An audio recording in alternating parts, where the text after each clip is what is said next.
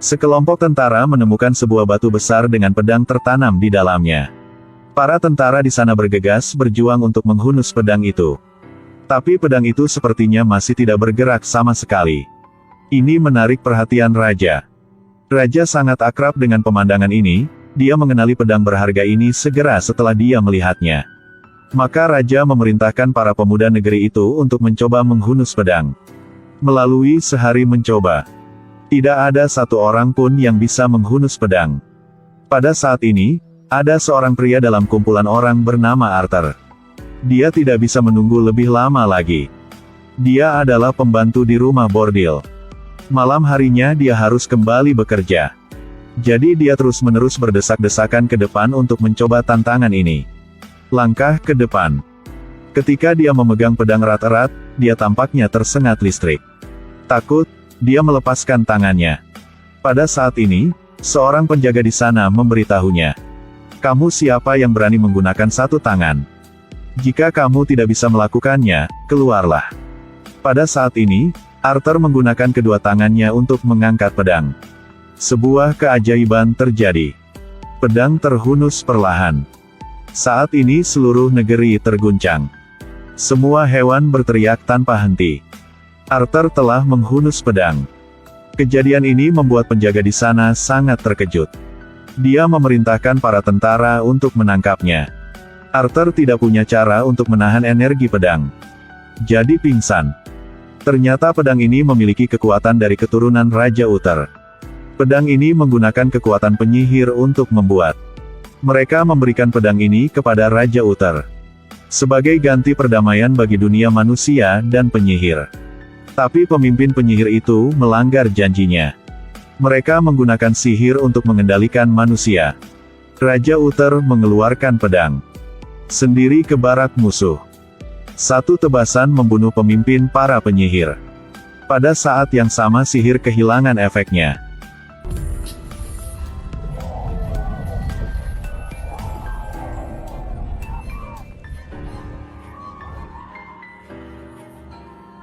Setelah legiun sihir dikalahkan oleh manusia, Raja Uther melakukan penyerangan dengan negara-negara lain. Tapi saudaranya memiliki hati yang jahat. Karena untuk merebut tahta, adik laki-lakinya membuat hubungan dengan raksasa laut. Dia membunuh istrinya sendiri. Gunakan darah orang yang dia cintai untuk ditukar dengan kekuatan gelap. Selanjutnya, dia menjadi anggota Legiun Gelap. Satu tebasan membunuh ratu. Raja Uther memanggil putranya melarikan diri dan dia berduel dengan saudaranya dalam pertempuran hidup dan mati. Setelah beberapa saat bertarung, stamina Raja Uther sudah habis. Karena dia tidak ingin pedang itu jatuh ke tangan adiknya. Dia melemparkan pedang ke atas dan menikam tubuhnya. Lalu tubuhnya berubah menjadi batu yang jatuh ke laut. Dan pedang ini memiliki kekuatan posesif yang besar sejak diciptakan. Itu hanya seseorang dengan darah Uther yang bisa menggunakan pedang itu. Setelah dia menghunus pedang, dia pingsan. Pada saat dia sadar, dia terkunci di penjara kerajaan. Arthur mengetahui melalui kata-kata raja bahwa dia ternyata adalah putra Raja Uther. Dan untuk melindungi tahtanya, sang raja memutuskan untuk membunuh Arthur besok. Di sisi lain, seorang dukun menemukan sisa bawahan Raja Uther. Dia memberitahu Bedivere bahwa Arthur adalah putra Raja Uther. Dia akan dieksekusi oleh raja.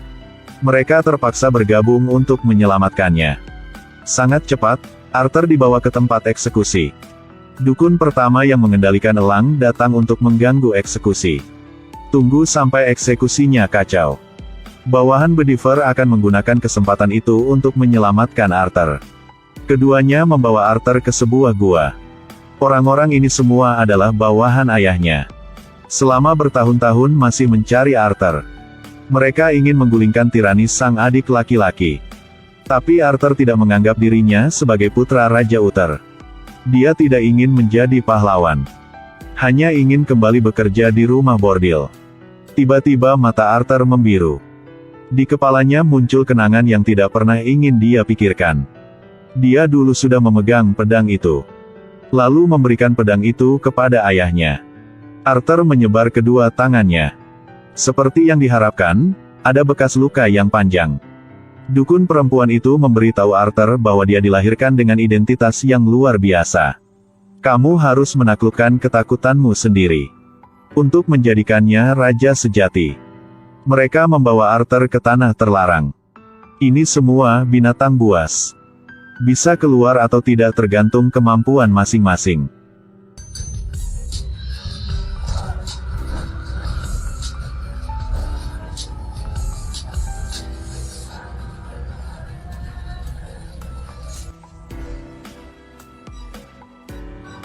Melalui latihan keras ini, Arthur sekali lagi berhasil memegang pedang. Fragmen kenangan disatukan.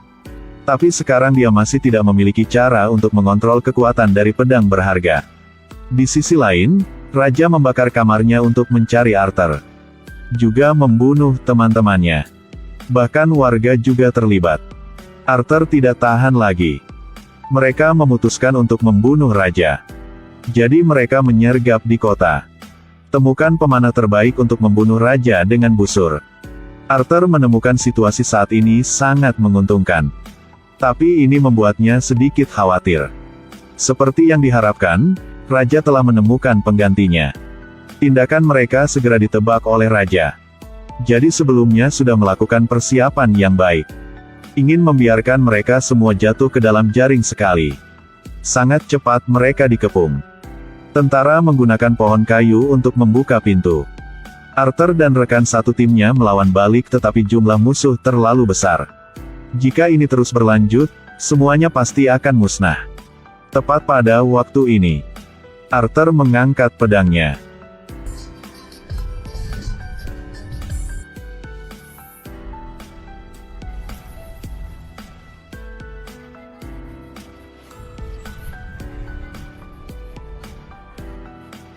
Gerakan Arthur ini membuat semua orang di sana sangat terkejut.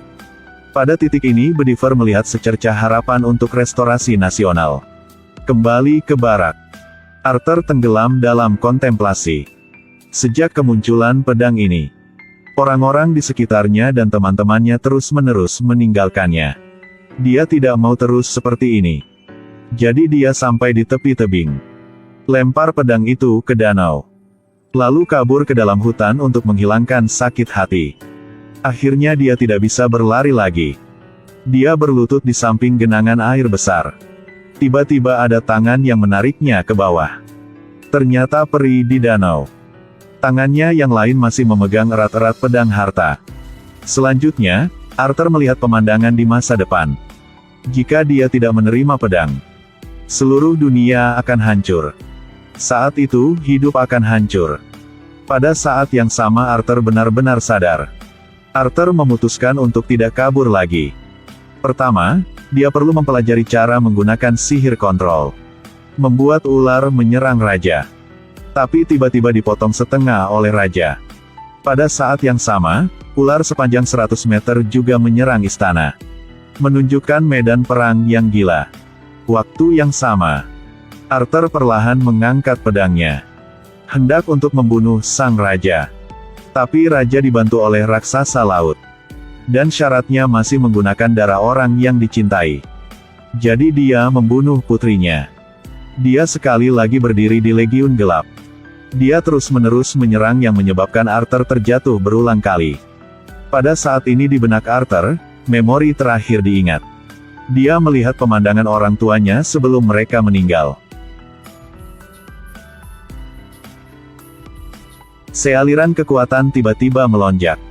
Semua kemarahan telah dilepaskan. Dia menyerang sehingga pasukan kegelapan tidak bisa mundur. Akhirnya setebasan pedang menembus perut sang raja.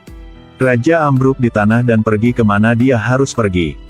Akhir cerita. Di hadapan semua mata rakyat, Arthur diberikan tiara. Saat ini Arthur resmi menjadi raja. 几分钟的特效就花了几。喜欢看宏大场面的朋友可以去看下一个片。好了，喜欢的给个关注，我们下期再见。